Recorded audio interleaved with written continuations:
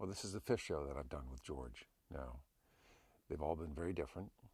Um, but there's a clarity of working with him, and that comes from the fact that his dramatic instincts are very carefully thought out, uh, and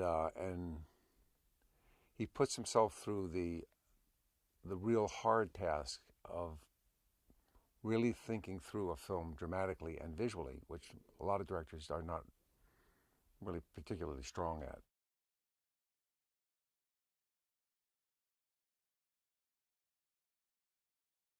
There was a housing shortage that occurred after the war, and suddenly, to catch up to this housing shortage, we put our industrial collective imaginations and efforts together and made these things that would basically define the United States for decades to come, which are these suburban neighborhoods. And so within that historical context, it's sort of like you begin to see that the suburban neighborhoods represent a certain simple ideal of the American way of life.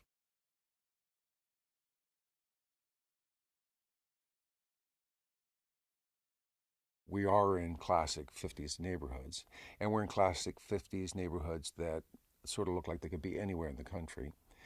And and then we used a palette that was that sort of evolved uh, from the uh, from the existing colors in the neighborhood that were original from the period.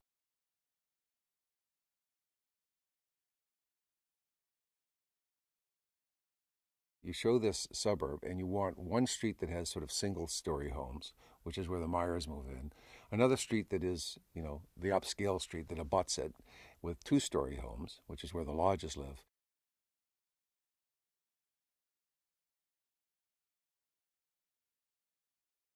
Those houses were built in 1958, oddly enough, and so they were really perfectly appropriate for our time period,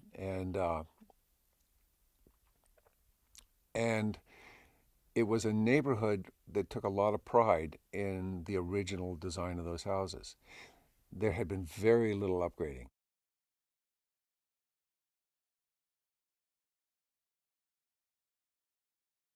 When we finally did land on the neighborhood in Fullerton and the neighborhood in Carson, we were blessed.